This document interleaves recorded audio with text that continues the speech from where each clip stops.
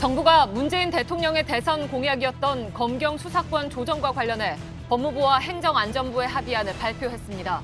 1차 수사는 경찰이 맡고 수사 보완과 기소는 검찰이 맡는 방향인데 당사자인 검찰과 경찰에선 불만족스럽다는 목소리가 나옵니다. 정부의 검경 수사권 조정 합의안이 시행될 경우 경찰의 부실 수사를 걱정하는 목소리도 나옵니다. 경찰 내 대표적인 수사권 독립론자로 꼽혀온 황운하 울산지방경찰청장을 연결해서 의견을 듣겠습니다.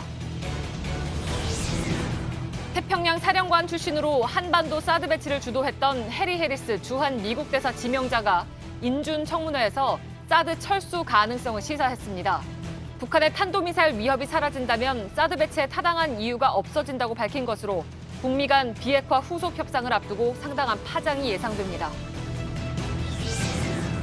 자유한국당이 쇄신안이 나온 지 사흘 만에 첫 의원총회를 열고 5시간 넘게 토론했지만 계파 갈등만 확인한 채 당 쇄신 방향을 마련하지 못했습니다. 정계 사퇴 압박을 받는 바른미래당 안철수 전 서울시장 후보는 항공기 예약을 바꿔가며 오늘 새벽 조용히 귀국했습니다. 33명의 사상자를 낸 군산 유흥주점 방화 사건의 용의자 55살 이모 씨가 주점에 손님이 몰릴 때까지 3시간 넘게 기다리다가 불을 지른 것으로 확인됐습니다. 손님들이 피하는 걸 막으려고 출입문 손잡이에 대걸레를 끼운 뒤 비닐봉투로 묶은 사실도 드러났습니다. 대진 침대 라돈 매트리스 사태가 50일이 다 돼가지만 아직 수거되지 않은 매트리스가 10,000개가 넘고 수거 대상인지조차 모르는 사용자도 상당수입니다. 실내 스크린 야구장에서 안전사고가 빈발하고 있습니다.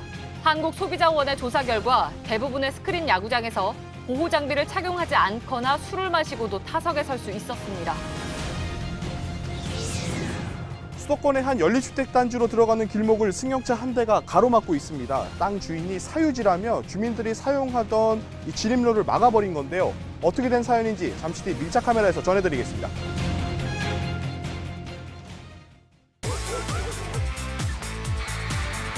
다양한 당신의 이야기가 월드컵을 더 즐겁게 합니다. 시청자 여러분, JTBC 뉴스룸을 시작하겠습니다. 검경 수사권 조정안이 나왔습니다. 크게 보면 1차 수사는 경찰이 맡고 수사 보완과 기소는 검찰이 하는 쪽으로 결론이 났습니다. 문재인 대통령의 대선 공약이었던 자치경찰제도 내년부터 시범 도입하기로 했습니다. 조정안의 당사자인 검경은 모두 불만족스럽다는 입장을 내놓고 있습니다. 그런데 중요한 것은 어느 쪽이 권한을 더 갖느냐가 아니라 이로 인해서 시민들의 삶이 어떻게 달라지느냐 하는 것일 겁니다. 오늘 뉴스룸은 검경 수사권의 핵심 내용과 함께 이 안대로 될 경우에 우리의 삶은 어떻게 바뀌는지에 집중해 보겠습니다. 먼저 오늘 발표된 조정안의 내용을 고석승 기자가 전해드리겠습니다. 정부는 검경 수사권 조정안의 핵심이 검찰과 경찰의 관계를 수평적 관계로 정립하는 데 있다고 밝혔습니다. 검찰과 경찰의 관계를 수사와 공소제기, 공소유지의 원활한 수행을 위해 상호 협력하는 관계로 설정했습니다. 분리와 견제를 통해 수사의 효율을 높이고 국민의 안전과 인권을 보호하는 데도 우선 경찰이 독자적으로 수사해 기소 여부를 판단하고 불기소 사건은 자체 종결할 수 있도록 했습니다. 사실상 검찰의 1차 수사 지휘권을 폐지한 셈입니다. 다만 검찰에 송치된 사건의 경우 검찰이 보완 수사를 요구할 수 있고 만약 경찰이 이를 거부하면 직무배제나 징계를 요구할 수 있게 했습니다. 또 부패범죄 등 일부 특수사건은 검찰의 직접 수사권을 인정했습니다. 경찰의 권력 비대화를 우려한 검찰이 그간 강력하게 요구해왔던 자치경찰제도 함께 추진하기로 했습니다. 정부는 이를 위해 내년부터 서울과 세종, 제주에서 자치경찰제를 시범 실시하고 문재인 대통령 임기 내에 전국으로 확대하겠다고 밝혔습니다. JTBC 고석승입니다. 이 안대로 되면 경찰은 60년 넘게 계속됐던 검찰의 수사 지휘를 벗어나서 1차적으로 온전한 수사권을 확보하게 됩니다. 여기까지만 보면 검찰 권한을 누르면서 경찰의 권한이 확대된 것처럼 보이기도 합니다. 그러나 검찰도 경찰 수사에 대한 사후 통제 권한과 함께 부패와 경제범죄 등을 자체적으로 수사할 수 있어서 실리를 챙겼다는 평가가 나오고 있습니다. 이승필 기자입니다. 이번 수사권 조정 방안이 시행되면 경찰이 수사를 마무리하기 전엔 검찰이 개입하거나 지휘하는 게 금지됩니다. 검찰의 수사 지휘권이 폐지되는 건 1954년 형사소송법이 제정된 지 64년 만입니다. 경찰은 앞으로 모든 사건에 대해 수사 종결권을 갖게 돼 강력 형사사건 등에서 권한이 한층 강화될 전망입니다. 하지만 검찰이 수사와 관련해 모든 걸 내려놓는 건 아닙니다. 검찰이 경찰의 수사 기록을 검토한 뒤 보완 수사를 요구할 수 있고 이를 거부할 땐 징계까지 요구할 수 있게 됩니다. 또 경찰 수사 결과에 대해 고소 고발인이나 피해자 등이 이의를 제기하면 곧바로 사건을 검찰에 넘기도록 하는 통제 장치도 마련했습니다. 특히 수사권 조정 뒤에도 부패와 뇌물 사건 등 특별 수사와 관련한 검찰의 권한은 유지됩니다. 그간 검찰권이 자주 남용됐다는 지적을 받아온 사건에서 그대로 수사를 할 수 있게 된 겁니다. 또 경찰이 아직 이 문제에 대해서는 아직 수사 능력이 떨어지는 그런 분야입니다. 검찰이 독자적 수사권을 갖는 것이죠. 결국 정부 발표를 종합해보면 경찰과 검찰 어느 한쪽에 일방적으로 유리한 결과는 아니라는 평가가 나옵니다. JTBC 이승필입니다. 이번 조정안을 두고 경찰 내부에서는 겉으로만 재량권이 확대됐을 뿐 검찰의 권한이 줄어든 건 없다는 불만이 나오고 있습니다. 또 반대로 검찰에서는 수사 지휘권 폐지의 우려를 나타내고 있다고 합니다. 두 조직이 서로 불만을 드러내고 있는 것인데 밥그릇 싸움이 여전하다는 지적과 함께 국민 입장에서 사안에 접근해야 한다는 지적도 커지고 있습니다. 박준우 기자입니다. 경찰청은 공식 입장문을 내고 이번 조정안의 핵심을 경찰과 검찰이 서로 견제와 균형을 이뤄 권한 남용을 방지하라는 뜻이라고 해석했습니다. 하지만 내부에선 실리는 검찰이 가져갔다는 불만도 큽니다. 모든 사건의 1차 수사권은 경찰에 있다고 정리했지만 사실상 특수사건이란 명목으로 대부분 주요 사건은 검찰이 직접 수사할 수 있게 돼 있다는 겁니다. 또한 수사 과정에서 필수적인 영장 청구는 여전히 검찰만 할 수 있기 때문에 검찰의 수사 지휘권이 폐지됐다고 해도 경찰이 100% 독자적인 수사를 진행하긴 어렵다고 말합니다. 반대로 검찰 내부에선 경찰이 재판 과정에서 인정되는 법리 등에 대한 지식이 부족한 경우가 많다며 수사지휘권 폐지에 대한 우려가 나왔습니다. 특히 검찰의 보안 수사 요구권이 허울에 불과할 수 있다고 주장했습니다. 서울에 있는 지검의 한 부장검사는 경찰이 보안 수사 요구에 불응하면 직무배제나 징계 요구권을 행사할 수 있게 했지만 경찰청장이 거부하면 실효성이 없다고 말했습니다. 또 다른 검찰 관계자는 지금도 경찰에 재수사를 요청하면 이미 끝난 사건이라며 수사를 하지 않는 경우가 있다고 지적했습니다. JTBC 박준우입니다. 이렇게 여러 가지 반응이 나오고 있는데 말씀드린 대로 가장 중요한 것은 이 방안대로 시행이 됐을 때 과연 일반 국민의 삶에는, 즉 우리의 삶에는 어떤 영향을 줄 것이냐, 이것이겠죠. 사회부 취재 기자와 함께 거기에 중점을 둬서 좀 들여다보도록 하겠습니다. 강현석 기자가 나와 있습니다. 검찰이나 경찰 수사와 관련해서 많은 국민들이 당사자가 될 수도 있습니다. 안 되는 것이 가장 좋죠. 그렇죠. 예, 근데 어쩔 수 없이 됐을 경우인데 오늘 발표한 방안이 그대로 실시되면 긍정적인 부분은 뭐가 있을까요? 일단 같은 사건인데도 경찰과 검찰을 왔다 갔다 하면서 이제 조사를 받는다, 이런 불만이 사실 당사자들 사이에서 굉장히 많이 나왔습니다. 혹은 순차적으로 경찰 갔다 검찰 갔다 그러는 거죠. 네, 맞습니다. 예. 그런데 이 수사권 조정안이 시행이 되면 이런 경우가 많이 줄어들 것으로 보입니다. 이른바 이 고소고발 그리고 일반 형사 사건에 대한 1차 수사권 그리고 수사 종결 권한을 경찰에 줬기 때문입니다. 예. 바꿔 말하면 경찰이 일단 죄가 되지 않습니다 이렇게 판단을 하면 사실상 사건이 끝나게 됩니다. 예. 예를 들어 음주운전이나 이제 교통사고 같은 경우에 경찰에서 조사받고 또 검찰에서도 조사받는 경우가 있는데 이제는 경찰이 결론을 정해서 나름 마무리할 수 있게 된 겁니다. 예. 그래서 경찰이 수사를 마무리한다. 다시 말해서 수사 종결권을 주면 그런 점도 있겠으나 반대로 제대로 수사하지 않고 흐지부지 끝나는 경우도 있을 수 있다. 혹은 범죄를 저질렀는데도 처벌받지 않는 경우도 있을 것이다. 이런 우려도 나오고 있습니다. 그건 예를 들면 어떤 겁니까? 이제 그런 문제를 보완하기 위해서 이제 사건 당사자의 이의가 만약에 있을 경우에 예. 경찰이 검찰에 의무적으로 송치를 하는 장치를 마련을 했습니다. 일단 이의가 제기되면 검찰은 무조건 사건을 다시 봐야 하고 부실 수사 여부에 따른 피해를 조금이라도 줄일 수가 있습니다. 예. 다만 이제 말씀하신 대로 이런 방안에도 허점이 있을 수가 있는데요. 뭐 가정입니다. 예를 들어서 뭐 누군가 술을 마시고 음주운전을 하다가 음주 단속에 걸렸다면 뭐 피해자가 존재하지 않는 사건이겠죠. 예. 피해자가 이의 제기를 할 수 없기 때문에 만약에 경찰이 사건을 음주운전자에게 유리하게 종결시켜도 검찰에서 이를 파악할 방법이 없습니다. 예. 뭐 가령 음주운전자의 부탁 등을 받고 사건을 덮어버릴 가능성도 있다는 것이죠. 예. 뭐 여러 가지 경우 수가 있을 수 있을 것 같군요. 이런 경우에는. 자, 사건 당사자들이 변호인들로부터 조력을 받는 단계도 더 앞당겨질 것 같습니다. 그러니까 예를 들면 검찰까지 가야 이제 변호인을 의뢰를 했다가 이제는 이게 경찰에서 끝나버리니까 어찌 보면 변호사 업계는 반길 가능성도 있겠군요. 네, 그렇습니다. 일선 경찰관 그리고 변호사들의 말을 좀 종합해서 들어보면 예. 현재는 사건이 발생을 하면 일단 경찰 단계에서는 일단 어떻게든 혼자서 좀 사건을 해결해 보려고 하다가 막상 사건이 검찰까지 넘어가면 그제서야 이제 변호사를 선임하는 경우가 많다고 합니다. 예. 그런데 앞으로는 사건을 끝낼 권한이 경찰에 주어졌기 때문에 이 경찰 수사 단계부터 당사자들이 보다 적극적으로 변호사를 선임할 가능성이 커졌다고 볼 수 있습니다. 예. 그리고 지방에서 이제 내년부터 일부이긴 하지만 자치경찰제가 시범적으로 도입이 되는데 이 경우는 사실 좀 우려되는 바도 많이 있습니다. 예를 들어서 얘기를 하죠. 일단 장점부터 좀 말씀을 드리겠습니다. 지자체가 직접 경찰을 운영하기 때문에 지역 맞춤형 또 지역 특화된 그런 치안 활동을 펼칠 수가 있습니다. 예. 대표적인 곳이 이미 자치경찰제가 시행 중인 제주가 있는데요. 이 관광 중심 지역이기 때문에 공항이나 또 주요 관광 지역의 주요 경력을 투입하는 경우가 굉장히 많습니다. 예. 또 이 자치경찰을 기존 경찰과 별도로 추가로 채용을 했을 경우에 일자리가 늘어나는 효과를 기대할 수도 있습니다. 예. 하지만 한계도 명확한데요.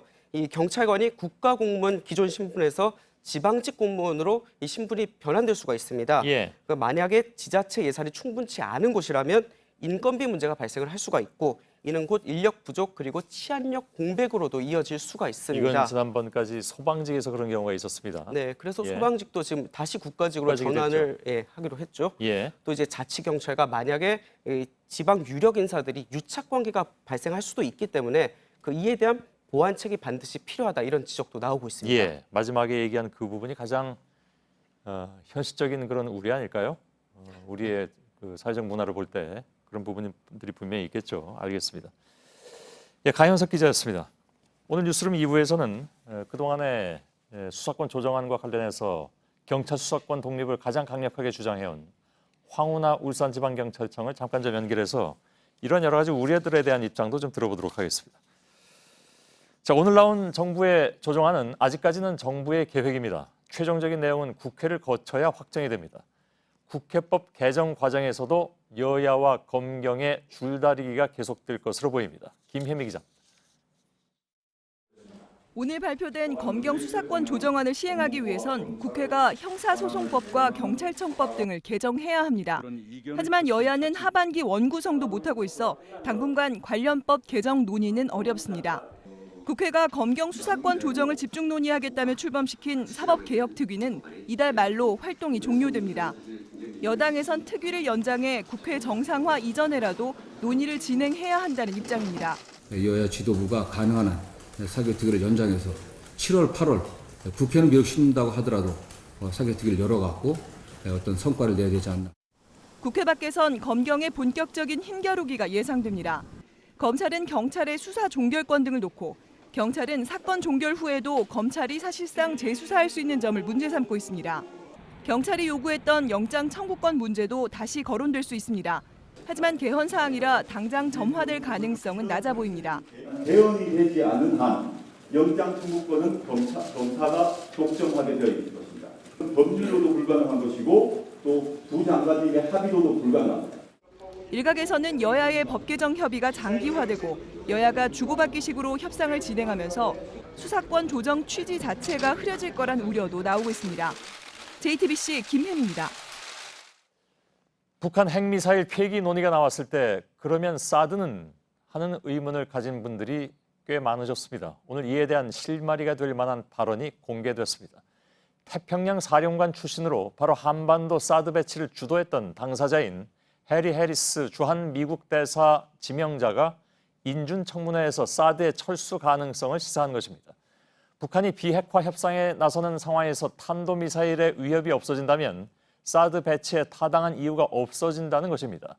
상당한 파장이 예상되는 발언인데 청문회 이후 엿새 만에 공개가 됐습니다. 박상욱 기자입니다. 해리 해리스 주한 미국 대사 지명자에 대한 상원 인사청문회입니다.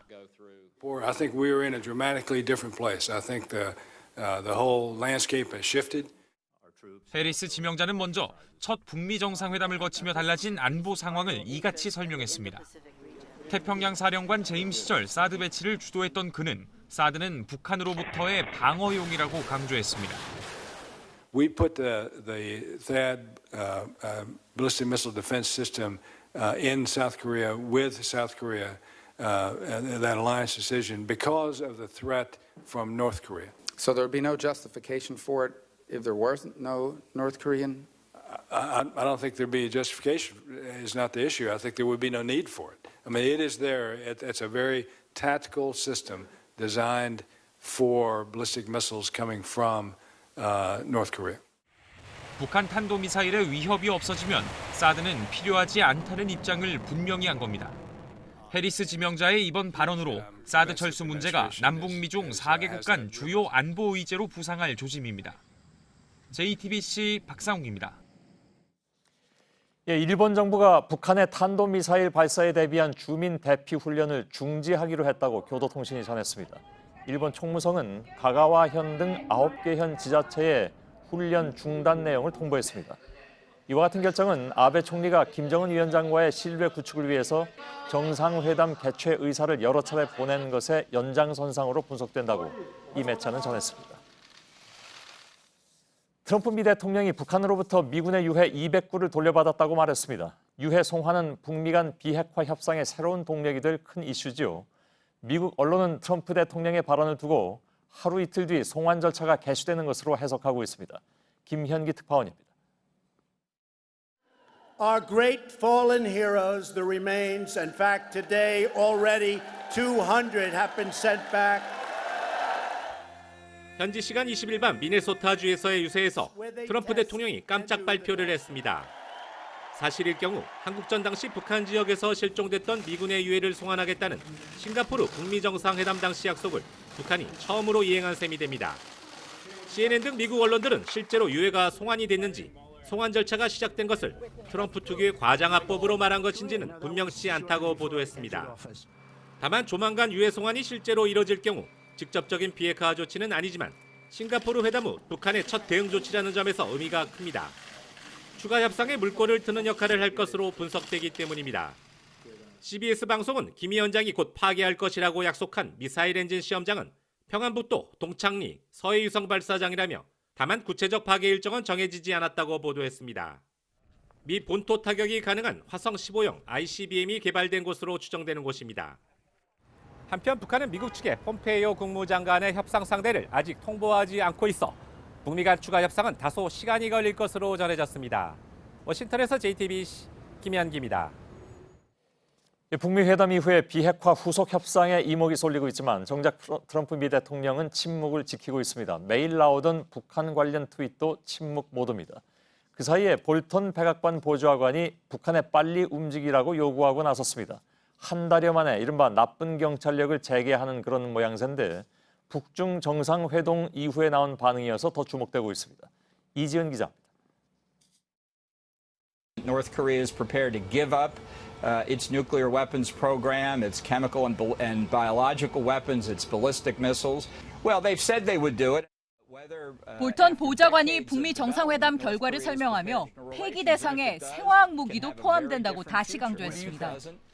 그러면서 북한이 결정적이고 극적인 선택에 맞닥뜨려 있다며 비핵화 후속 협상의 속도를 주문했습니다. Lengthy delaying talks, I think, are not in store. I think we'd like to move quickly, and if they're serious, North Korea should want to move quickly too. 볼턴은 북한의 행동도 주시하겠다고 했습니다. 김정은 위원장의 3차 방중 이후 북한과 중국 관영 매체들이 전하는 두 나라의 공조를 의식한 일종의 견제로 보입니다. 폼페이오 장관은 속도를 강조하는 볼턴과 다르게 접근하고 있습니다. 며칠 전 북한에 밝은 미래를 주겠다고 했고 너무 늦기 전에 북한에 다시 가야 할 것 같다며 세 번째 방북을 강하게 시사했습니다. 싱가포르 회담 이후 볼턴과 폼페이오의 역할 분담이 2라운드에 접어들며 북한의 결단을 압박하고 있습니다. JTBC 이지은입니다. 김정은 위원장은 이번 중국 방문은 경제 문제에 방점이 찍혔다고 어제 전해드렸습니다. 그런데 이런 출장에도 군복을 입은 채 김 위원장을 밀착 수행하는 인사가 있습니다. 바로 노광철 인민무력상인데요. 경제 시찰에 왜 우리로 치면 국방부 장관이 나서느냐?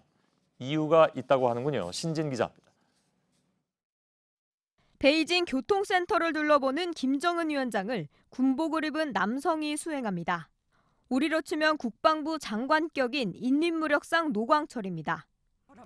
노인민무력상은 싱가포르 북미 정상회담 때도 수행단에 꼈는데 밤중에 식물원과 전망대를 관람할 때도 김 위원장 곁을 지켰습니다. 그렇다면 국방 책임자가 경제 시찰 현장까지 번번이 수행하는 까닭은 뭘까? 그건 바로 노 인민무력상이 북한의 군수 경제를 책임지는 제2경제위원장 출신으로 현재도 경제개발의 견인차 역할을 맡고 있기 때문입니다. 실제로 북한에선 주요 토목공사를 군이 책임집니다. 당장 지난달 원산의 고암 답촌 구간 철도 개통식을 보면 군인들이 작업에 동원됐다는 걸 알 수 있습니다. 풍계리 핵실험장 폭파 때 외신 기자들이 묵었던 원산 갈마 해안 관광지구에서도 마찬가지입니다. 김 위원장의 최대 관심사인 이 지구의 건설도 인민군이 맡아 총력을 쏟고 있습니다. 이에 따라 병진 노선 대신 경제발을 택한 북한에서 변화하고 있는 군부의 역할이 노인민무력상의 행보를 통해서도 감지된다는 분석이 나옵니다. JTBC 신진입니다.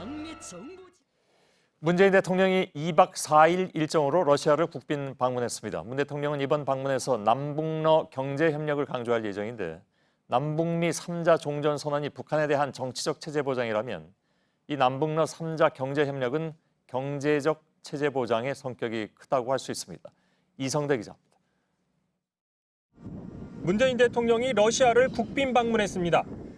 1999년 김대중 대통령 이후 우리 대통령으론 처음입니다.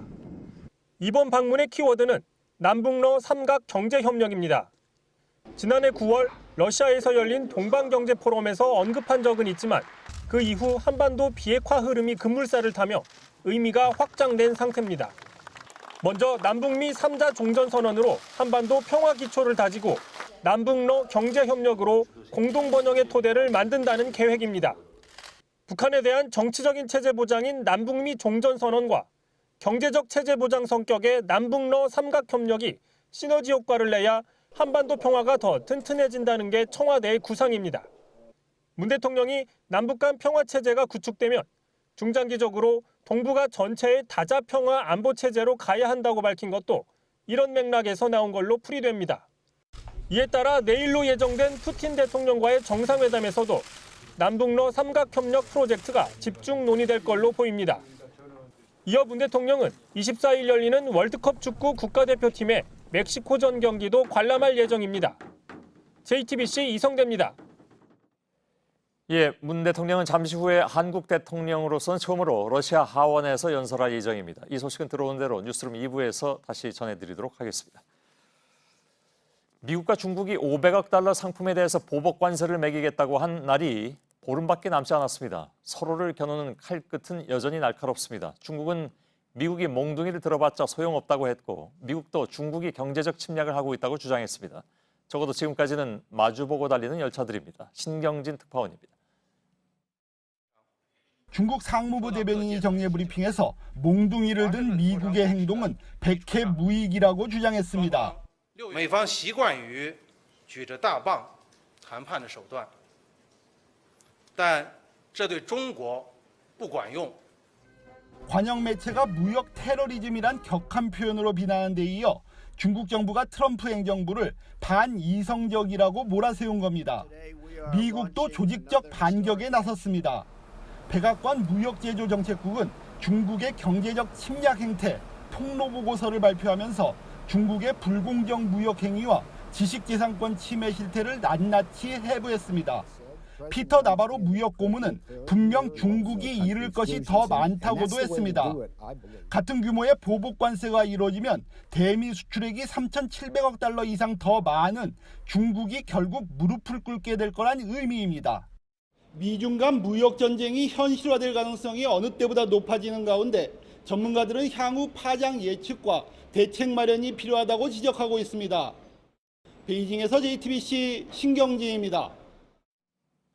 자유한국당이 당 쇄신안이 나온 이후에 처음으로 의원총회를 열었습니다. 김성태 대표 대행은 더 이상 계파 갈등을 용납하지 않겠다고 일갈했지만 친박 쪽에선 김 대행부터 사퇴하라는 답이 바로 나왔습니다. 5시간 넘게 격론을 벌였지만 생산적인 내용은 별로 없어 보였다는 것이 현장을 지켜본 안지현 기자의 전언입니다. 토론에 앞서 김성태 대표 권한대행은 더 이상 계파 갈등은 용납하지 않겠다고 강조했습니다. 분열하고 또 다시 싸워야 하는 그 구조는 저 직을 걸고 용납하지 않겠습니다. 하지만 통제는 되지 않았습니다.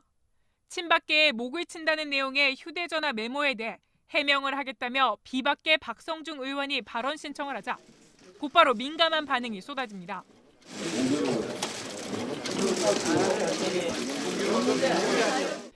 비공개로 전환되자 친박계 의원들은 박의원에 대한 징계 요구는 물론 김성태 대행의 사퇴까지 요구하고 나섰습니다.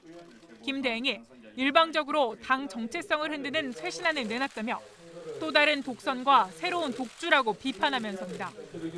일부 의원은 친박계 좌장인 서청원 의원이 탈당한 만큼 비박계 최다선 김무성 의원도 탈당해야 한다는 주장도 내놨습니다. 이후로도 참석한 80여 명 중 30명 넘는 의원들이 발언을 신청해 의총은 5시간 넘게 이어졌습니다.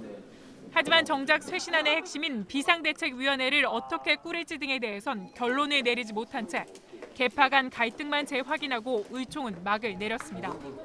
JTBC 안지현입니다. 대한항공 총수 일가인 이명희 씨에 대한 구속영장이 어젯밤 다시 기각이 됐죠. 법원은 수사 진행 상황 등을 볼 때 구속 필요성이 없다고 밝혔습니다. 이에 반발한 대한항공 직원들은 오늘 종로에서 또 집회를 열었는데 평소보다 더 많은 시민들이 동참했습니다. 서효정 기자입니다. 대한항공 직원들이 유니폼을 입고 다시 모였습니다. 이명희 씨 구속영장이 또다시 기각된 걸 규탄하기 위해서입니다.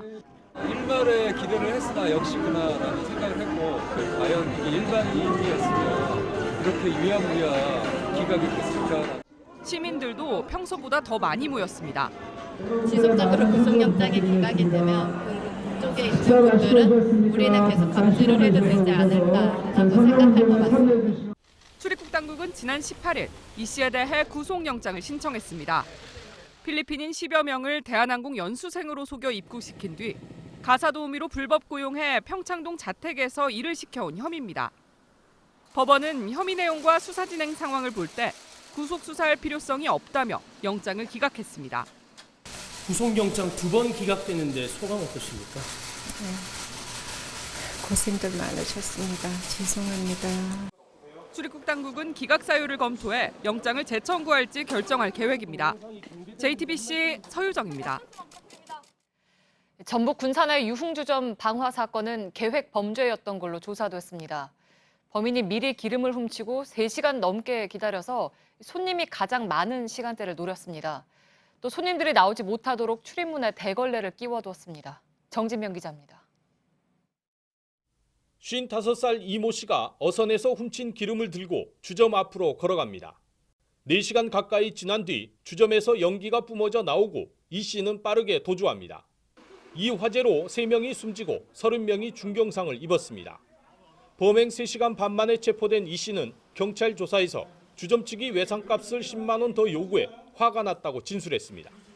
하지만 우발적 범행이 아니라 범행을 미리 준비한 정황이 드러나고 있습니다. 기름을 미리 준비하신 거예요? 네.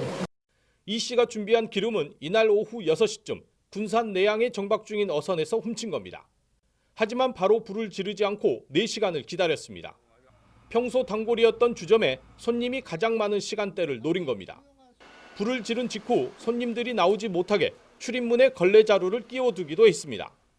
가장 많은 시간에 불을 지르겠다고 이렇게 늦은 시간에 했다는 거 진술하고 있어요. 아주 계획적이고 이 씨는 본인도 전신의 70%가량 화상을 입고 경기도의 한 병원에서 치료를 받고 있습니다. 경찰은 이 씨의 치료 경과를 지켜본 뒤 조만간 구속영장을 신청할 방침입니다. JTBC 정진명입니다. 라돈 매트리스 사태가 불거진 지 50일이 다 돼갑니다. 대진 침대 측의 수거 작업이 더디자 지난주엔 집배원들까지 작업에 동원됐습니다. 하지만 아직 수거를 기다리고 있는 가정이 만여 곳에 이릅니다. 오효정 기자가 이들을 만나고 왔습니다. 들어가지 마. 동화책을 가지러 자기 방에 들어가려는 아이를 박모 씨가 막아섭니다. 방은 라돈 매트리스가 차지했습니다. 방사성 폐기물이어서 함부로 내놓지도 못해 집안에 쌓아둔 채 2달째 수거 일정만 기다리고 있습니다. 정부가 지난 주말 집배원까지 동원해 전국에서 2만여 개를 수거했지만 박 씨 집엔 소식이 없었습니다. 드디어 가져가겠구나 했는데 누락됐다는 사실을 알고 나서 너무 황당하더라고요. 정부 집계에 따르면 이렇게 아직 남은 수거 대상 매트리스가 10,000개가 넘습니다. 하지만 이보다 훨씬 많다는 지적이 나옵니다. 접수를 한 20번을 한 것 같거든요. 근데 접수조차 되어 있지 않더라고요. 이모 씨는 최근 이모 집을 방문했다 대진 침대를 발견하곤 부랴부랴 수거 접수를 했습니다. 70대 이상인 분들은 보통 이렇게 인터넷이나 그런 거에 익숙하지 않잖아요. 전화를 안 받기 때문에 홈페이지나 그런 데 들어가서 해야 되는데. 지난달 24일 원안위는 한 달 안에 문제의 매트리스를 모두 수거하겠다고 밝혔습니다. 예정대로라면 이번 주 말까지입니다. 하지만 정부도 대진 측도 남은 매트리스 수거 대책을 내놓지 못하고 있습니다. JTBC 오효정입니다. 네, 대진 침대 사용자들보다 더한 경우도 있습니다. 해외 여행을 갔다 라텍스 침구를 사온 사람이 많은데 여기서도 라돈이 많이 검출됐습니다. 하지만 해외에서 들여온 제품은 수거나 보상 대상이 아닙니다. 함부로 버릴 수도 없어서 더 난감합니다. 문상혁 기자입니다. 이모 씨는 9년 전 태국 여행을 갔다 사온 라텍스 침구를 최근 치웠습니다. 해외에서 구입한 라텍스 침구류에서도 라돈이 검출된다는 소식을 들었기 때문입니다. 걱정스러운 마음에 간이라돈 측정기를 대보니 39.1 피코큐리가 기록됩니다. 환경부가 정한 실내 공기질 기준치의 10배에 가깝습니다. 너무 황당했죠. 건강에 좋다고 쓴 건데 오히려 이 방사선 덩어리를 안고 잤다는 게. 하지만 이 씨는 이 라텍스를 처리할 방도가 마땅치 않습니다. 동남아에서 개인이 구입해 가져온 경우 정부가 수거해야 한다는 규정이 없기 때문입니다. 너무 억울한 게 돼지는 오히려 수치가 5, 6 정도 나왔다고 하는데 저희는 그거에 10배가량이 나왔는데 수거나 이건 집에 보관할 수도 없고요. 답답한 마음에 해외의 라텍스 판매 업체에 연락도 해보지만 업체는 모르셉니다. 라돈이라는 게 이 제품의 교환 사유나 문제 사유에 있는 매뉴얼이 아니다 보니까는 이미 인터넷 카페에는 한 달 만에 비슷한 처지의 사용자들이 17,000여 명 모였습니다. 청와대 국민청원 게시판에도 대책을 요구하는 글이 올라오고 있습니다. JTBC 문상혁입니다. 실내에서 쉽게 야구를 즐기는 스크린 야구장 찾는 분들 많습니다. 그런데 보호 장비도 제대로 없고 술 마시고 이용하다 사고 나기 일쑤입니다. 안전 규정 자체가 없어서 아예 관리가 안 되고 있습니다. 전다빈 기자입니다. 주부 신혜진 씨는 지난해 연말 가족과 스크린 야구장에 갔다가 사고를 당했습니다. 6살 딸의 손가락이 부러진 겁니다. 아이 손이 있는 쪽으로 공이 날아올 거라고는 생각을 못했지. 공이 날아왔을 때 맞아서 다칠 수 있으니까 하지 말라는 그런 얘기가 없었고. 전국 주요 스크린 야구장 30곳을 조사했더니 딱 한 곳만 빼고는 보호 장비를 하지 않고 이용할 수 있었습니다.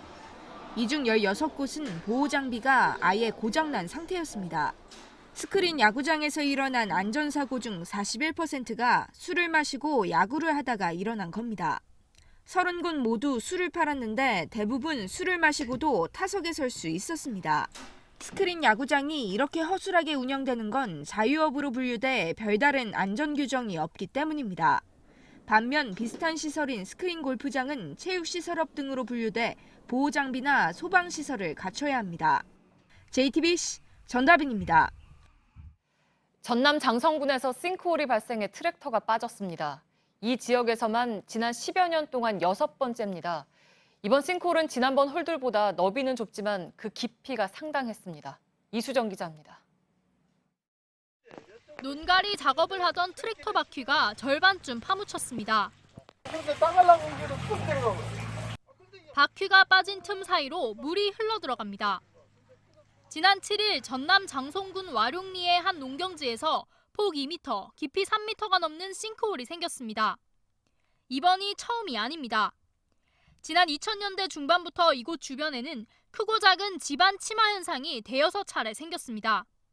지난해 6월에는 호남 고속철 선로와 90m 떨어진 논에 길이 10m의 대형 싱크홀이 생기기도 했습니다. 특히 이번에 발생한 싱크홀은 이전 것에 비해 폭은 좁지만 깊이는 더 깊습니다. 논바닥이 한꺼번에 주저앉을 수 있다는 걱정 때문에 농사를 아예 접기도 했습니다.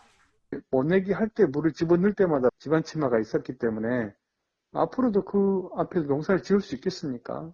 주민들은 인근 시멘트 회사가 추가 광산을 개발하는 과정에서 땅 꺼짐 현상이 발생한다고 주장하고 있습니다. 장송군청은 원인을 파악하기 위해 주민과 민간조사단체, 시멘트 회사 등이 함께 참여하는 조사를 시작했지만 불안감은 커지고 있습니다. JTBC 이수정입니다. 오늘 울산에서 매캐한 가스 냄새가 난다는 신고가 빗발쳤습니다. 곧바로 조사를 해봤지만 이번에도 원인이 밝혀지지 않았습니다. 잊을만 하면 나오는 정체불명의 가스 냄새로 시민들이 불안해하고 있습니다. 배승주 기자입니다. 울산 방어동의 이 초등학교에선 수업 중에 창문을 모두 닫았습니다. 매캐한 가스 냄새가 났기 때문입니다. 거의 그 가스 키면은 그 약간 그 초기 냄새 있잖아요. 그 냄새. 약간 어지럽다는 애들도 있었어요. 일부 시민들은 도시가스가 새는 줄 알고 가슴을 졸였습니다. 너무 심하게 나서 제가 여기 밸브를 잠궜어요. 혹시나 싶어서. 울산 소방본부에는 오늘 정오부터 2시간가량 악취 민원 신고가 43건 접수됐습니다. 소방과 울산시, 해경까지 긴급히 조사에 나섰지만 바람에 휩쓸리는 냄새만 따라다니다 허탕을 쳤습니다. 현장에 가보면 그때쯤 되면 또 안 나고 그러다가 또 다른 곳에 또 가스 냄새 난다 신고가 그것도 또 마찬가지 이렇게 남서풍 쪽을 따라서 이동하더라고요. 정체불명의 가스 냄새는 해마다 반복되고 있습니다. 특히 재작년 7월엔 울산 앞바다에서 규모 5.0의 지진이 난 직후 가스 냄새가 퍼져 대지진의 징조라는 괴담이 나돌기도 했습니다. 울산시는 조만간 실시간 유해대기 측정 시스템을 가동하기로 했지만 원인이 제대로 밝혀질지 미지수입니다. JTBC 배승주입니다. 세계적인 가구 브랜드 이케아에서 파는 강화 유리 제품이 또 폭발했습니다. 유리컵에 이어 이번엔 선반입니다. 이케아 측은 강화 유리의 특성이라면서 위험하지 않다는 식으로 해명하고 있지만 소비자들은 불안하지 않을 수 없습니다. 전영희 기자입니다. 어제 새벽 인천의 한 아파트에서 식탁 위 선반 유리가 폭발하듯 산산조각 났습니다. 막 산산을 팍 하고 진짜 집이 울릴 정도로 이 천장이 무너지는 줄 알았어요. 파편은 집안 곳곳에 튀었지만 다행히 다친 사람은 없었습니다. 밥을 먹다가 갑자기 그 의자에 앉아서 그러면 무슨 일이 진짜 일어났을지 진짜 상상조차. 2015년 이케아에서 구매한 이 제품은 지금도 매장에서 팔리고 있습니다.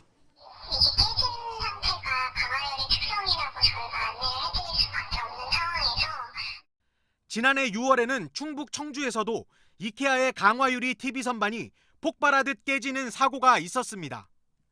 해외에서도 비슷한 사례들이 나와 안전성 논란이 제기되고 있습니다.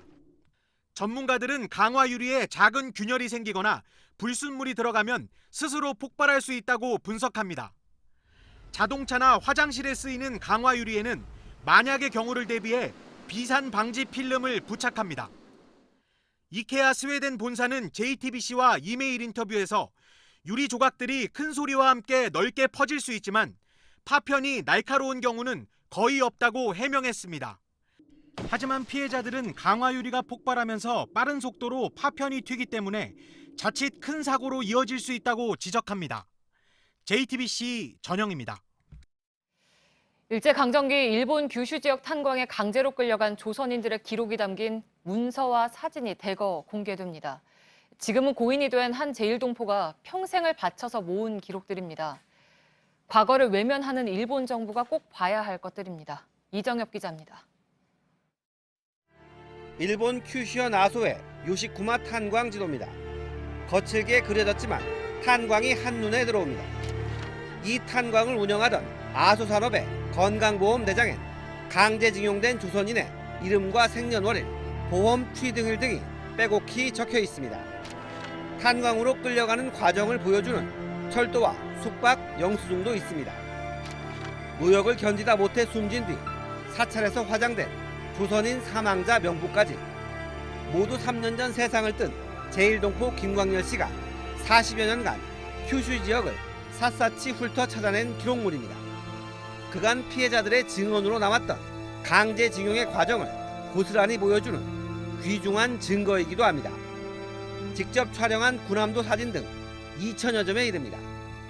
국가기록원은 일본어 번역 작업 등을 거쳐 올해 안에 김 씨의 기록물을 일반에 공개할 예정입니다. JTBC 이정엽입니다. 2,300명이 넘는 아이들을 부모와 생이별시켰던 트럼프 미국 대통령의 이른바 무관용 이민 정책이 한 달여 만에 폐지됐습니다.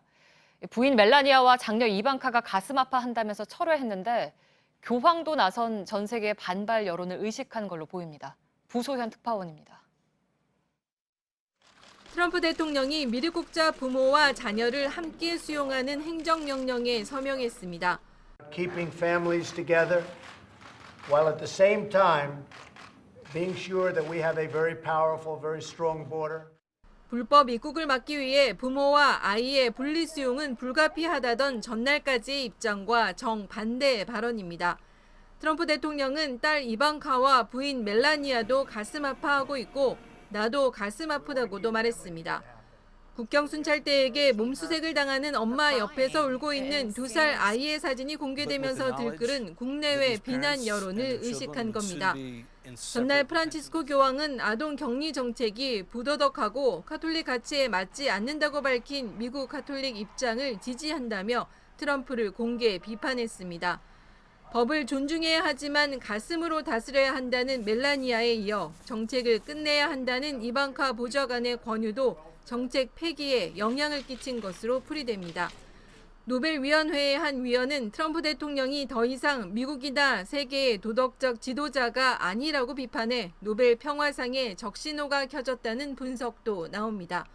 로스앤젤레스에서 JTBC 부소연입니다. 우리나라에 사는 북극곰 딱 한 마리가 있습니다. 24살이고 이름은 통키입니다. 북극곰에게 한국의 여름과 좁은 우리는 견딜 수 없는 고통이었겠죠. 자폐 증세로까지 이어졌습니다. 다행히 이제라도 좀 편히 지낼 수 있게 됐습니다. 오는 11월이면 생태 조건이 맞는 환경을 찾아서 영국으로 떠납니다. 강희연 기자입니다.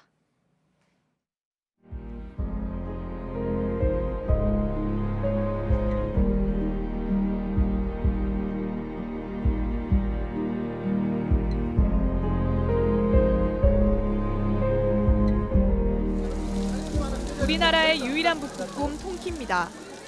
하루 종일 좁은 우리를 빙빙 돌고 그게 아니면 가만히 누워 아예 움직이지 않습니다. 이른바 정형행동인데 사람으로 치면 자폐 현상입니다. 북극곰은 1시간에 5km를 뛰어다니며 수영하고 사냥하는 동물입니다. 하지만 통키는 태어난 뒤 대부분의 시간을 좁고 단조로운 우리 안에서 지냈습니다. 지난 1995년 경남 마산의 한 유원지에서 태어나 2년 뒤 지금의 테마공원으로 옮겨온 뒤 한 번도 이곳을 벗어난 적이 없습니다. 여름이면 30도를 넘는 덥고 습한 날씨를 견뎠고 2015년 친구 민키가 죽은 뒤엔 내내 혼자였습니다. 올해 24살, 사람 나이로는 70을 넘긴 통키가 이제 새로운 삶을 찾게 됐습니다. 오는 11월 영국 요크셔 야생공원으로 이사합니다. 요크셔 야생공원은 북극곰 서식 환경과 비슷한 조건으로 조성됐습니다. 통키는 생애 마지막에야 처음으로 넓고 추운 곳에서 뛸 수 있게 됐습니다. JTBC 강연입니다. 대법원이 옛 근로기준법상 휴일 근로는 연장 근로에 포함되지 않기 때문에 수당을 중복 지급하지 않아도 된다고 판단했습니다.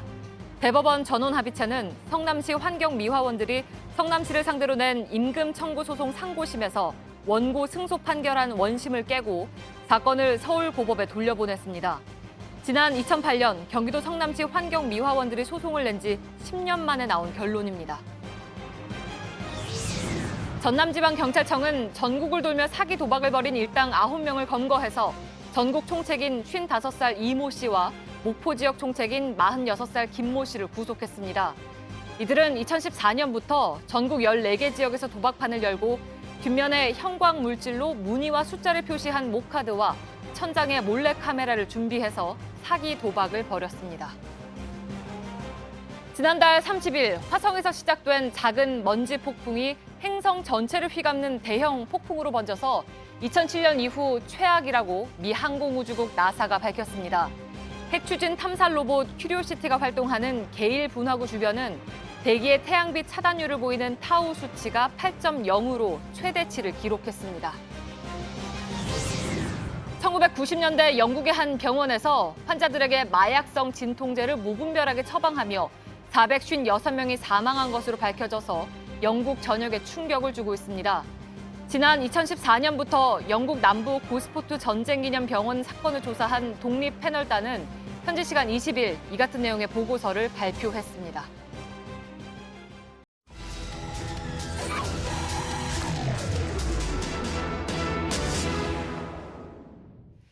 매일 오가던 집 앞 도로나 골목길을 갑자기 다니지 못하게 된 사람들이 있습니다. 오랜 기간 사용해온 길을 땅 주인이 내 땅이라면서 지나다니지 못하게 막은 겁니다. 밀착 카메라 김노금 기자가 현장을 다녀왔습니다. 서울 염리동 주택가 골목입니다. 수십 년 동안 주민들이 다녔던 길인데 이달 초 갑자기 펜스가 설치됐습니다. 초등학교에서 주택가로 이어지는 이 골목길이 사유지라는 이유로 이렇게 철제 펜스가 이달 초 설치가 됐었습니다. 주민들의 반발로 지금은 모두 철거가 됐는데요. 바닥에는 당시에 박혀있던 철근 자국이 그대로 남아 있습니다. 땅 주인은 관할구청에서 도로라며 건축 허가를 내주지 않자 수년간 소송 끝에 사유지라는 판결을 받아냈습니다. 펜스 쳐놨던 부분이 소유자 개인 사유지예요. 자기 땅에 대한 권리를 갖겠다는 걸 아는데 저희 입장에서는 공적인 게 더 우선이기 때문에 주인은 자신의 땅이라는 안내 현수막도 내걸고 재산권 행사에 나섰습니다. 철제 펜스와 담벼락 사이는 사람 한 명이 겨우 지나다닐 수 있도록 했습니다. 애들 학교에서 자라고 학교 내놓고 철조망을 다쳤을 텐데. 주민 반발과 항의에 결국 땅 주인은 펜스를 자진 철거했습니다. 연성도 높아지고 주민들이 막 동네에 가서도 막 항의하고 막 그랬었대요. 소유자랑도 싸우고. 땅 주인이 바뀌면서 기존 주민과 갈등을 빚는 곳도 있습니다. 인천의 한 연립주택으로 들어가는 진입로에 흰색 승용차 한 대가 가로막고 있습니다. 길목을 막아선 이 차량 때문에 더 이상 진입은 불가능한 상황입니다. 차를 자세히 살펴볼까요? 차 앞유리창에는요, 토지 무단 사용 금지 및 반환 청구라고 적힌 글이 놓여 있습니다. 제가 서 있는 이곳에서 뒤로 약 70m 구간이 개인 사유지라는 이유로 땅 주인이 도로 진출입로를 막아버린 겁니다. 그런데 지금 가만히 있어요. 해결하기잖아요. 요즘에 하고도 아니고 여기 140몇 세대예요. 연립주택 진입로 일부를 소유한 땅 주인이 주민들에게 사용 중단을 요청한 건 지난달 말이었습니다. 15일까지 기한을 줄 테니 그 안에 매입 의사를 밝혀라. 만약 그렇지 않으면 이걸 막겠다. 도로로 쓰이던 해당 부지를 경매로 받은 새로운 땅 주인이 매입을 요청한 겁니다. 이게 경매로 넘어갔더라고. 우리도 몰랐어. 이혼은 우리한테 하라 이거야. 그러시고 1억 7천인가 얼마를 얘기했는데. 구청과 경찰은 사유지가 맞기 때문에 어쩔 수 없다는 입장입니다. 구청에서는 사실은 어떻게 할 수가 없는 거죠. 행정상의 미스가 있는 이런 것이 아니다 보니까 일반 교통방해죄는 성립이 안 돼요. 왜냐하면 사유지이기 때문에. 방법은 거기 벽을 헐어서 새로운 도로를 만드시는 수밖에 없어요. 하나뿐인 진입로가 막히면서 단지를 찾아온 차량들도 줄줄이 멈춰섭니다.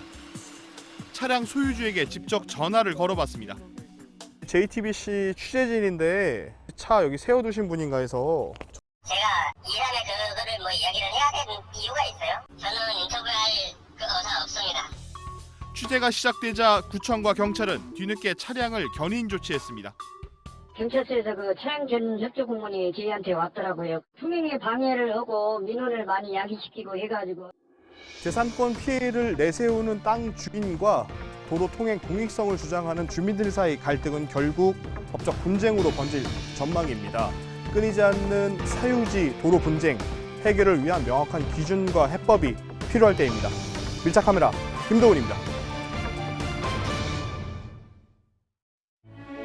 선없이도 강력한 무선 청소기 LG 코드 제로 T9. 당신의 발걸음에 맞춰 스스로 따라오고 알아서 피하고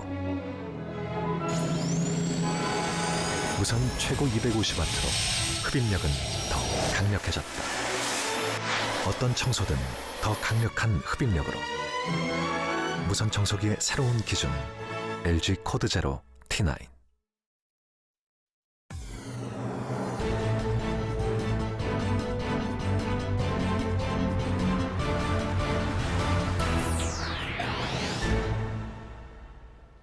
뉴스룸의 앵커 브리핑을 시작하겠습니다. 오늘은 우스갯소리로 시작하겠습니다. 나름 심각한 이슈인데 우스갯소리로 시작한다고 해서 너무 나무라지는 마시길 바라겠습니다.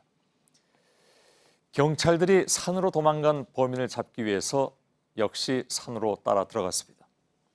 며칠을 헤맸는데도 범인은 잡히지 않았죠. 그리고 마침내 그로부터 또 며칠이 더 지난 뒤 경찰은 곰을 한 마리 잡아서 나왔습니다. 사람들은 의아해했죠. 아니, 잡겠다는 범인은 어디로 가고 곰을 잡아왔나? 그때 곰이 울면서 말합니다. 아닙니다. 제가 바로 범인입니다. 곰이 범인이 된 사연은 무엇일까? 산속에선 무슨 일이 있었을까? 말씀드리지 않아도 되겠죠. 곰도 범인으로 만들 수 있는 경찰. 이를테면 검은 농담, 씁쓸한 우스갯소리입니다. 내가 손대면 다 입을 열게 돼 있다고 말했다는 그 시절 고문 기술자의 그 섬뜩했던 발언까지 기억에서 되살릴 생각은 없었지만 지은 죄가 없으나 지은 죄라 자백해야 했던, 그리고 권력이 그것을 요구했던 시절은 엄연히 존재했던 것입니다. 그것은 비단 독재 시기에 있었던 정치적 사건들만 해당되는 얘기도 아니었습니다. 지난 2000년 약촌 오거리 살인 사건의 목격자는 오히려 범인으로 몰려서 10년간 억울한 옥살이를 했고 경찰은 18년 뒤에 진범이 잡힌 다음에야 그에게 정식으로 사과했습니다. 1999년 삼례 나라 슈퍼 살인 사건에 누명을 쓰고 옥살이를 했던 소년들 역시 재심 끝에 무죄가 선고돼서 검찰은 항소를 포기했습니다. 국가 권력이 시민의 신뢰를 스스로 저버린 사례는 너무나 많아서 예로 들기도 벅찹니다. 각종 금품 수수 혐의로 구속된 전직 경찰청장과 치안감들의 사례가 있었고, 이른바 사랑의 정표를 받아 챙긴 벤츠 여검사는 물론이고 조희팔에게 뇌물을 받거나 공짜나 다름없는 주식을 받아 챙긴 혐의로 논란을 일으킨 검사장도 있었습니다. 견제와 균형으로 국민을 보호하겠다. 오늘 청와대 발표 이후에 검경은 모두 어수선합니다. 검찰과 경찰 내부에서는 어느 쪽이 권한을 더 가져가는 것이냐, 복잡한 셈법으로 분주하다지만 시민의 관심은 전혀 다른 곳에 놓여 있습니다. 즉, 이것은 과연 새 출발이 될 수 있을 것인가? 억울한 곰은 산으로 돌아가고 잡아야 할 것은 진짜 범인이어야 하는 그런 새 출발. 오늘의 앵커 브리핑이었습니다.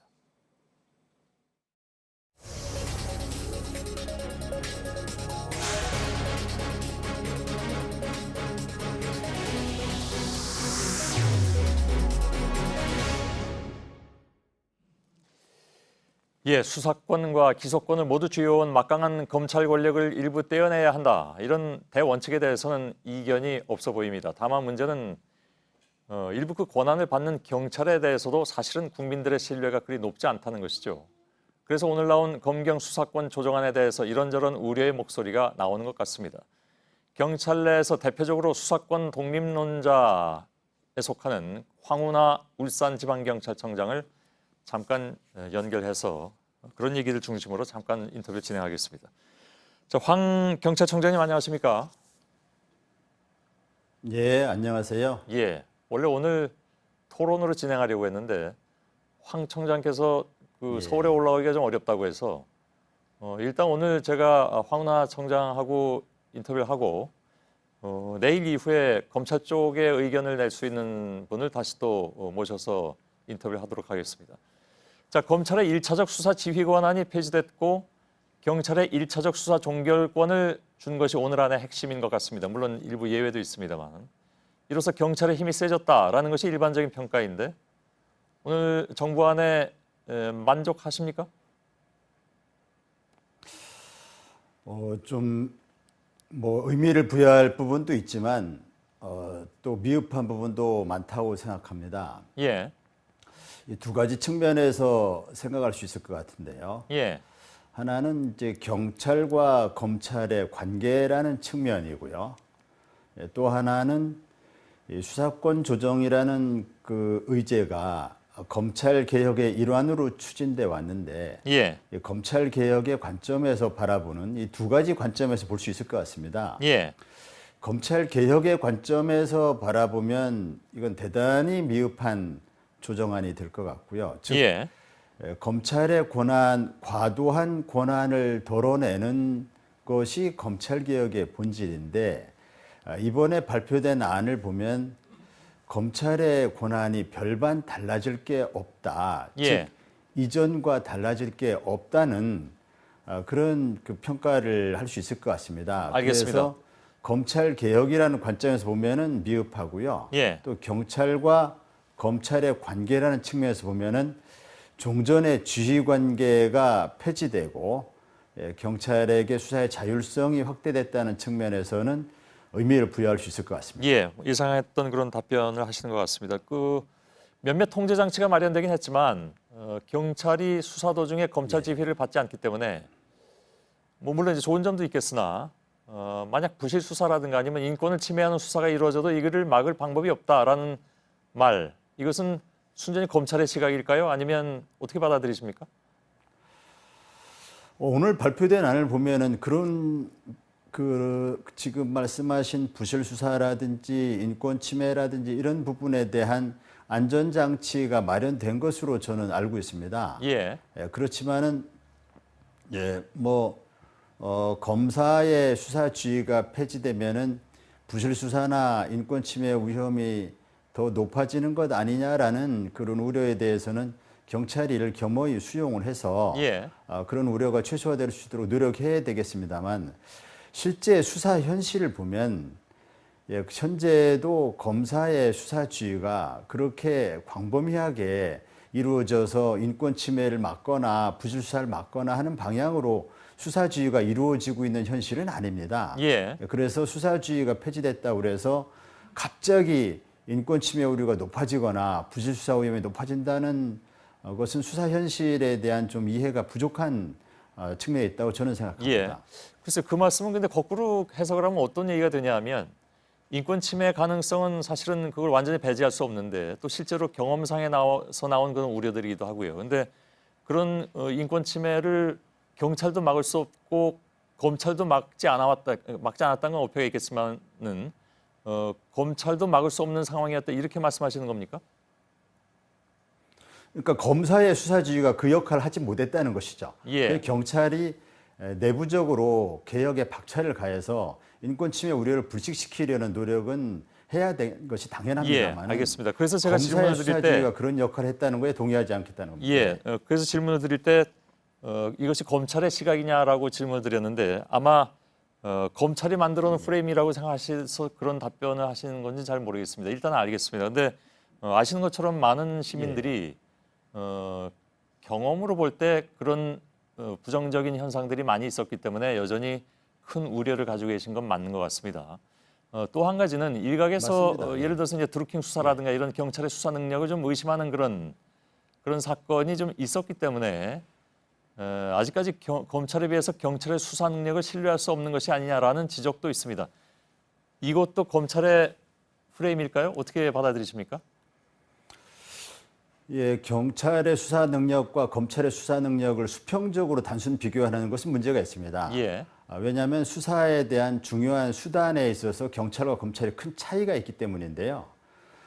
수사에서 가장 중요한 수단은 역시 강제 수사입니다. 즉 영장을 가지고 압수수색 영장 등을 받아가지고 수사를 진행하는 것인데요. 예. 검찰은 영장을 받기에 상대적으로 좀 수월하고 경찰의 수사는 좀 검찰의 현실적으로 검찰의 견제를 많이 받습니다. 예. 그래서 수사의 수단이 확보되지 못한 측면이 있고요.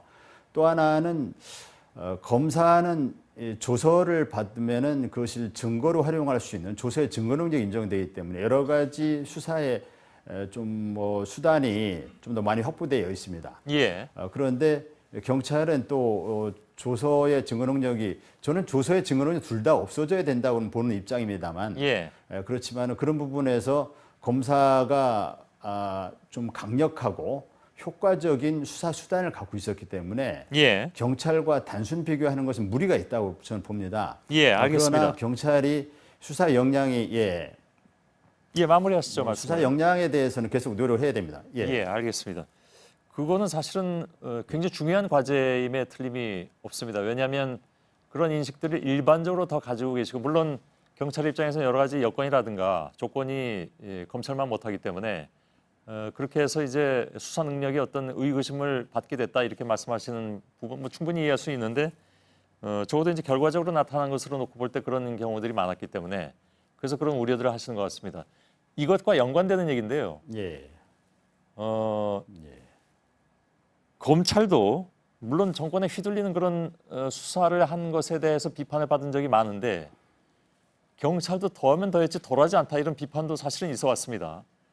이건 다시 말하면 검찰보다 외압에 더 취약한 구조다 이런 지적인데 그래서 너무 많은 권한을 주면 오히려 그것이 부정적으로 나타날 것이다 이런 우려입니다. 여기에서는 어떻게 받아들이십니까?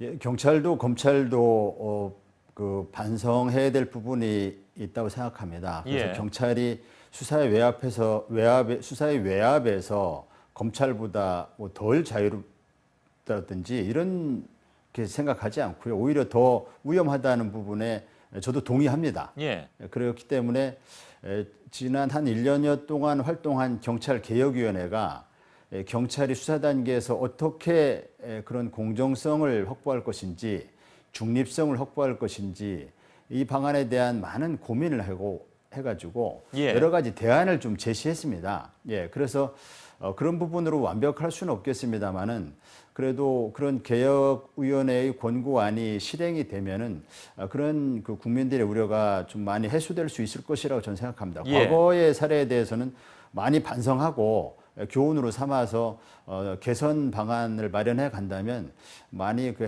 우려가 해소될 수 있다고 생각합니다. 근데 사실 이 문제는 이 굉장히 핵심적인 문제이기 때문에 지금 황 총경께서 말씀하시는 것은 반성할 부분은 반성한다. 그러나 개선안도 있다. 그래서 앞으로는 좀 신뢰를 얻도록 하겠다라는 정도로만 답변을 하시면 아마 듣고 계신 많은 시청자분들께서 무슨 얘기지? 왜 이렇게 두리뭉술이하지? 라고 생각할 수 있습니다. 구체적으로 어떤 방법이 있을까요? 그러니까 경찰개혁위원회에서 내놓은 안이 무엇인지 그중에서 가장 핵심이 무엇인지 말씀해 주실 수 있습니까? 예, 경찰개혁위원회 안은 굉장히 많기 때문에 예. 수사 단계에서 이제 공정성, 전문성, 중립성 이걸 확보하는 방안은 굉장히 다양하게 많이 확보되어 있습니다. 그것을 일일이 제가 다 여기서 말씀드리긴 좀 시간상 제약도 있을 것 같은데. 예. 다만 어떠한 권고안이든 그것이 실제로 현실에서 적용되지 않는다면 아무런 소용이 없다라는 것을 아마 경찰분들이 누구보다 잘 아실 거라고 저희는 생각을 하고 그 부분은 아마 많은 사람들이 지켜볼 겁니다. 아시는 것처럼 이것이 이제 만일에 시행이 된다면 정말 역사상 처음 있는 일이기 때문에 그만큼 경찰에 쏠린 시선은 굉장히 날카로워질 것으로 각오들을 좀 하셔야 될 것 같고요. 한 가지 더 질문드리자면 지금 자치경찰제가 내년부터 예. 일부 지역에서 시범적으로 도입이 됩니다. 근데 이제 국가공무원에서 지방공무원으로 신분이 변경이 되면 지난번에 저희들이 이미 봐서 아는 것처럼 소방직 같은 경우에 굉장히 좀 열악한 상황이 있지 않았습니까? 비슷한 상황이 발생할 할 것이다라는 우려가 있는데 같은 생각이십니까? 자치경찰제의 구체적인 내용에 대해서는 아직 확정된 바가 없어서요. 예. 경찰관들이 전부 소방공무원처럼 지방공무원으로 바뀐다는 내용이 맞는지 잘 모르겠습니다. 그렇지 않다는 내용 그 얘기도 있기 때문에요. 예. 그래서 이 뭐 확정된 내용이 아닌 상황에서 좀 말씀드리기 어렵습니다만 일선 경찰 사이에서는 자신들이 지방 공무원으로 신분 전환이 되는 것이 아닌가에 대한 우려의 시각은 있습니다. 예. 그렇지만은 큰 틀에서 보면은 자치 분권의 실현, 또 지역 실정에 맞는 치안 서비스의 제공, 이 측면에서의 자치경찰제는 마땅히 경찰이 수용해야 한다고 생각하고 있습니다. 예, 그 자치경찰제와 관련해서 한 가지 아까 제가 강현석 기자와 얘기할 때 나온 우려 중에 한 가지를 전달해 드리면서 그에 대한 명확한 답변을 들었으면 좋겠습니다. 그러니까 뭐냐면 물론 뭐 그 황 경찰청장 지방경찰청장께서 뭐랄까 약속할 문제는 아닐 수도 있습니다만은 이런 거죠. 그러니까 그만큼 어떤 지역 유지라든가 이런 쪽과 유착이 돼서 그것이 수사의 왜곡을 가져올 수 있다라는 우려가 분명히 현실적으로 존재를 하는데 없을까요? 그런 일이? 지금 정부가 마련하고 있는 자치경찰제 안은 그 수사권이 자치단체에게 즉 자치경찰에게 넘어가는 방안은 아닌 걸로 알고 있습니다. 예. 그것의 수사권은 여전히 국가경찰의 권한과 책임 하에 이루어지고 그렇다면은 지금 우려하시는 바와 같이 수사권이 지역 그 토호 세력들과 유착이 된다든지 예. 선거에 선출되는 자치단체 장에게 영향을 받는다든지 그런 일은 없을 것으로 저는 알고 있습니다. 그것은 글쎄요. 그 수사권이라는 문제가 어떤 커다란 사건에 대한 수사도 해당이 되겠지만 지역에서 일어날 수 있는 여러 가지 일, 다시 말해서 자치경찰이 할 수 있는 일 중에는 굉장히 민감과 밀착된 그런 사안들이 워낙 많기 때문에 거기서 나온 우려를 말씀드리는 겁니다. 예, 그런 부분이 있을 수 있겠습니다. 그래서 지금 사회적 약자 문제라든지 예. 뭐 학교 폭력, 가정 폭력 이런 문제에 대해서 그 지방자치경찰이 수사권을 갖는 것으로 잠정안이 마련된 것으로 알고 있습니다. 예. 그런 부분은 시민들의 생활과 직결되는 굉장히 예민한 문제들이기 때문에 예. 그런 부분에 있어서 이제 공정하게 처리될 수 있는 수사 절차가 마련돼야 할 것입니다. 예, 알겠습니다. 이게 뭐 짧은 시간에 오늘 나온 조정안을 가지고 다 얘기하기는 좀 어려운 측면이 좀 있고, 근데 아무튼 대표적으로 경찰 수사권 독립을 주장해 오셨기 때문에 말씀을 들었는데 오늘 말씀하신 내용을 제가 좀 정리해서 가지고 있다가 이 시간 이후에 검찰 쪽 지지하는 분이 나오면 그걸 기반으로 해서 다시 또 질문을 던지는 형식으로 인터뷰 진행해 보겠습니다. 황운하 울산지방경찰청장이었습니다. 고맙습니다. 예, 감사합니다. 예. 자, 앞서서 일부에서 잠깐 좀 전해드렸는데 문재인 대통령이 우리 시간으로 조금 전에 러시아 하원에서 연설을 했습니다. 어떤 내용이 나왔는지 짤막하게 좀 정리를 좀 해보도록 하겠습니다. 취재기자 연결되어 있습니다. 정재윤 기자, 어떤 내용이 주로 언급이 됐습니까? 네, 문 대통령은 조금 전 끝난 하원 연설에서 러시아와 남과 북 삼각 경제 협력은 철도와 가스관, 전력망 분야에서 이미 공동 연구 등의 기초적 논의가 진행되어 왔다면서 삼국 간의 철도, 에너지, 전력 협력이 이뤄지면 동북아 경제 공동체의 튼튼한 토대가 될 수 있을 것이라고 강조했습니다. 문 대통령은 특히 부산에서 북한을 거쳐 유럽까지 있는 철도 건설을 강조했습니다. 이제 한국은 한반도의 항구적 평화를 통해 시베리아 횡단 철도가 내가 자란 한반도 남쪽 끝 부산까지 다다르기를 기대하고 있다고 말했습니다. 또 문 대통령은 가스, 철도 등을 포함한 9개 중점 분야를 협력하는 극동개발협력과 함께 러시아의 최첨단 한국형 종합병원도 설립하겠다는 계획을 밝혔습니다. 예, 한 가지만 더 물어보죠. 내일 한러 정상회담이 예정돼 있는 거죠? 네, 그렇습니다. 내일은 푸틴 대통령과의 한러 정상회담이 열립니다. 이 자리에서 한반도 비핵화와 평화체제 구축 과정에 대해 상세히 설명하고 동의와 지지를 구할 계획입니다. 이후 문 대통령은 23일 자정 러시아 로스토프 나도브에서 열리는 한국과 멕시코의 월드컵 축구 경기를 관전한 뒤에 귀국길에 오르게 됩니다. 예, 정재윤 기자였습니다.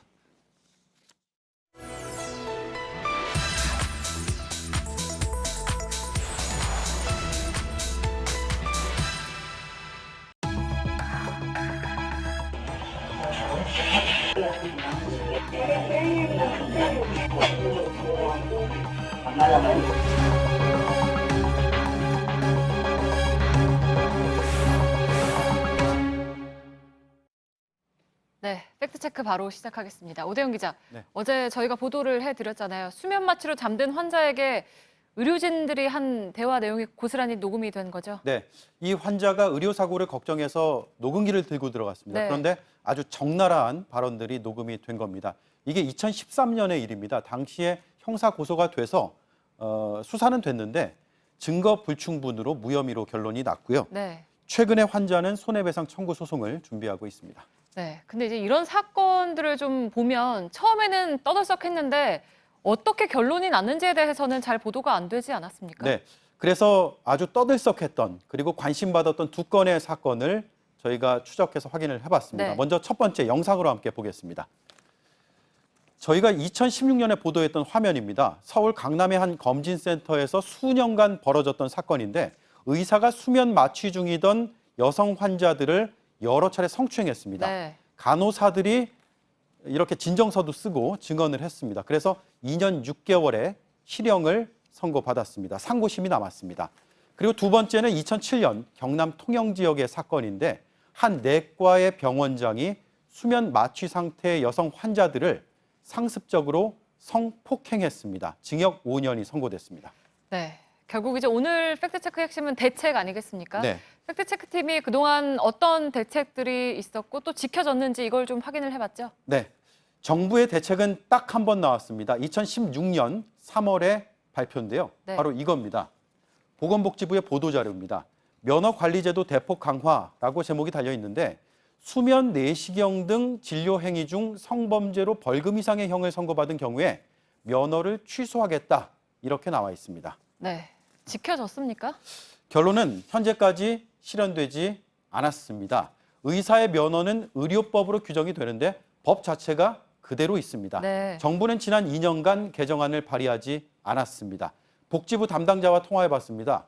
국회에서 적극적으로 나서겠다고 해서 기다리는 중이라고 답했습니다. 실제로 관련 법안이 현재 국회에서 계류되고 있습니다. 강화된 건 없습니다. 벌금 이상을 선고받아도 1개월 면허 정지로 끝나게 됩니다. 네, 그러니까 결과적으로 달라진 게 없다. 환자 입장에서는 나아진 게 없다라는 거잖아요. 네. 근데 이게 우리나라만의 문제는 아닐 것 같은데 주요국들은 어떻게 하고 있습니까? 네, 사전 예방에 힘을 쏟는 추세인데요. 샤프롱이라는 제도가 있습니다. 네. 샤프롱이 우리말로는 배석자라는 네. 뜻입니다. 성적 수치심을 느낄 수 있는 진료의 경우에 환자와 의료진 외 제3자를 배석시키는 겁니다. 제3자는 보호자나 다른 의료진을 말합니다. 미국의 오하이오주가 가장 적극적입니다. 환자가 이걸 요구하면 의료기관은 반드시 따라야 됩니다. 알라바마와 뉴저지 등 6개 주에서도 법으로 권고를 하고 있습니다. 네, 믿을 만한 사람하고 같이 들어가면 좀 많이 안심이 될 것 같긴 한데요. 그렇습니다. 네. 다음은 영국인데요. 영국도 이 제도를 법으로가 아니라 이제 지침으로 마련하고 있는데 의사면허관리위원회가 관리하고 있습니다. 65%의 의료기관이 따르게 되고 이건 의사가 환자에게 먼저 제안을 해야 된다. 이렇게 명시가 돼 있습니다. 뉴질랜드 역시 법적으로 제3자를 참석시킬 수 있는 권리를 환자에게 보장하고 있습니다. 네, 우리도 좀 이런 제도를 도입할지 검토를 해봐야 하지 않겠습니까? 일단 보건복지부는 검토한 적이 없다라고 답을 했고요. 네. 한국에서는 지난해 정부가 아니라 대한의사협회가 윤리 지침으로 만들기는 했습니다. 이런 네. 내용입니다. 의사는 성적 수치심을 느낄 수 있는 신체 부위를 진찰할 때는 환자가 원하는 경우에는 제3자를 입회시켜야 한다라는 건데 하지만 강제력이 없습니다. 네. 대한의협에 문의를 해봤는데 의사들이 지키지 않아도 강제할 수 없는 자율 규정이라고 답을 했습니다. 네, 확실히 좀 아까 나왔던 미국이나 영국에 비해서 구속력이 떨어지기는 하는군요. 네, 그래서 환자 입장에서 현재로서는 이런 네. 요구를 의료기관에 직접 하는 것이 현실적인 해법이 될 수가 있고 물론 의무가 아니기 때문에 거절당할 수 있는 가능성도 있습니다. 네. 대한의사협회에도 문의를 해보니까 의료진 차원의 윤리의식을 자체적으로 높여가겠다는 입장을 저희에게 밝혔습니다. 네, 팩트체크 오대영 기자였습니다.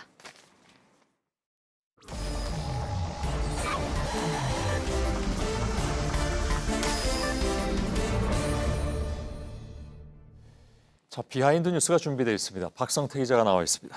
첫 번째 키워드 열죠. 예, 첫 번째 키워드는 자업자득입니다. 예, 자업자득. 자기가 한 일 때문에 자기가 화를 입는다? 예, 그런 거겠죠. 그런 예. 해석인데요.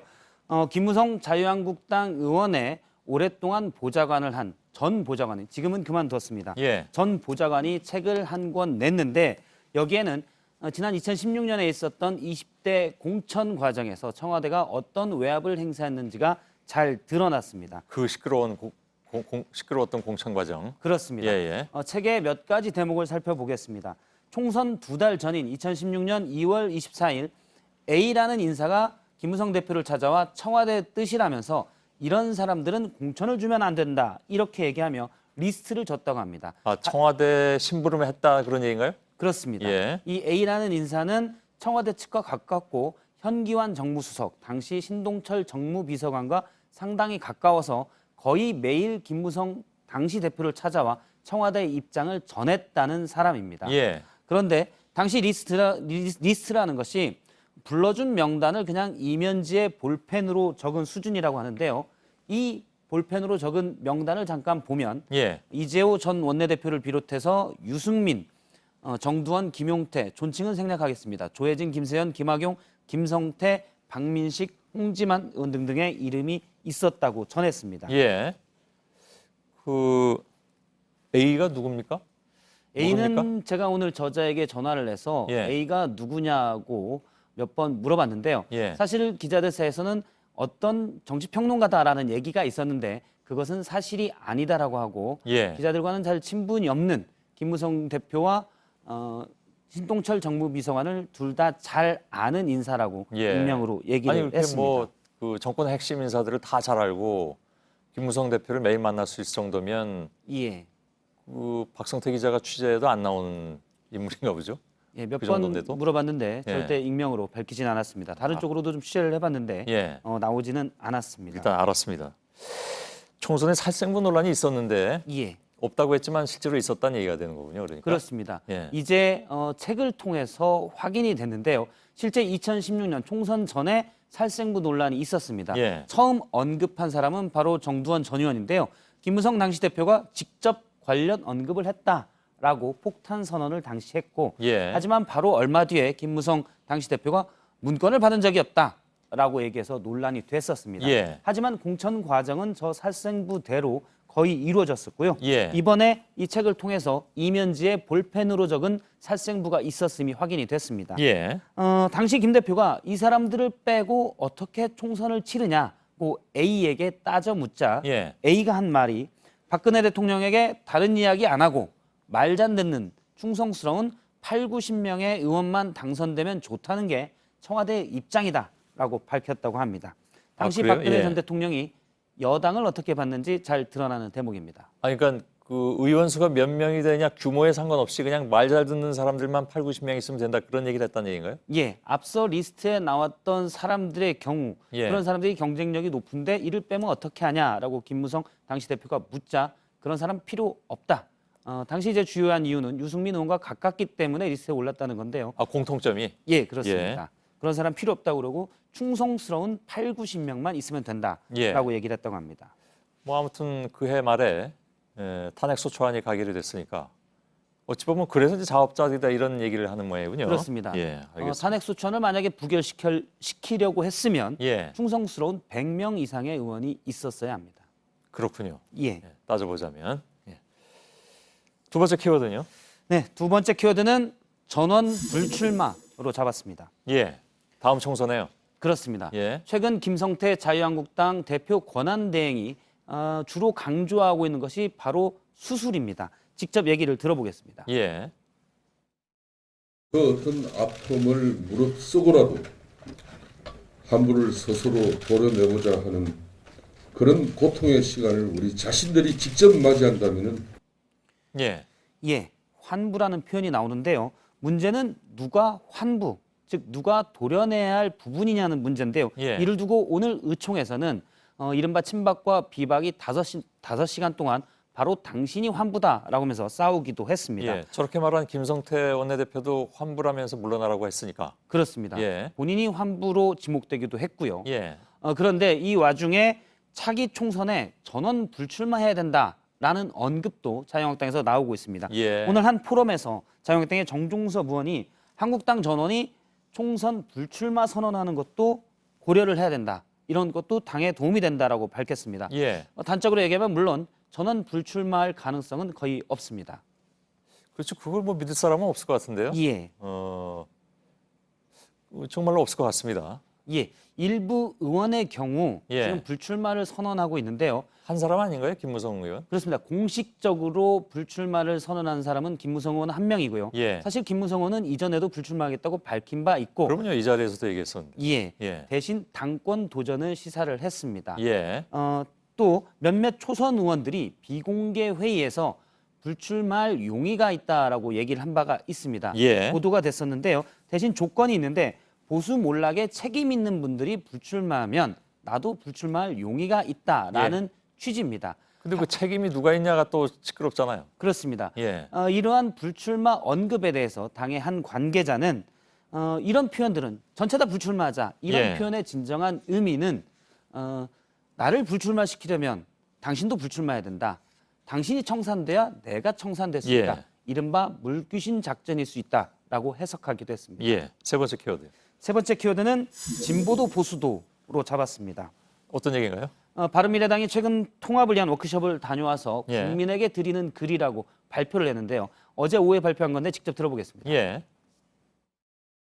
바른미래당은 합리적 진보와 개혁적 보수가 공존하는 새로운 정당입니다. 예, 합리적 진보라는 표현이 공개적으로 나왔었는데요. 예, 예. 이전에는 안 나왔었습니다. 바로 옛 바른정당계에서 반발이 나왔었는데요. 예. 이지연 비대위원이 워크숍에서 합리적 진보라는 말은 전혀 합의되지 않았다라고 얘기했고요. 이준석 원외위원장도 합리적 진보와 개혁적 보수의 공존은 마치 뜨거운 냉커피처럼 들릴 수 있다라고 비판을 했습니다. 예. 화합하자고 갔는데 여전히 노선 갈등이 있는 것 같군요. 그렇습니다. 일단 의원들끼리는 보수와 진보라는 표현을 같이 쓰자라는 것은 어느 정도 공감되는 형성을 했다고 합니다. 예. 다만 당의 두 얼굴이라고 할 수 있는 유승민, 안철수 두 사람이 참석하지 않았기 때문에 계속 갈등으로 남았을 것으로 보이고요. 예. 이런 갈등이 계속됐기 때문에 당시에 이종은 평론가가 워크숍 모두 발언에서 쓴소리를 많이 해야 되는데 그럴 사람이 흔치 않겠다라는 취지로 이런 표현을 하게 됐습니다. 직접 들어보겠습니다. 예. 대부분의 분들이 아마 마다하시지 않았을까. 그래서 저한테까지 순서가 들어오지 않았을까 이렇게 생각합니다. 아, 그런가요? 예. 예. 알겠습니다. 그나저나 그 두 사람이 이 당의 얼굴인지 아닌지부터가 당에서 정확하게 정리가 돼야 되는 거 아닌가요? 본인들도 물론이고. 예, 그렇습니다. 예. 당에서는 이 선으로 둘 다 물러나라라는 얘기도 나오고 있습니다. 예. 박성태 기자였습니다. 네, 내일 오늘보다 기온이 2, 3도가량 더 오릅니다. 자외선 지수도 매우 높겠습니다. 예. 저희들은 내일도 최선을 다하겠습니다. 여러분 고맙습니다.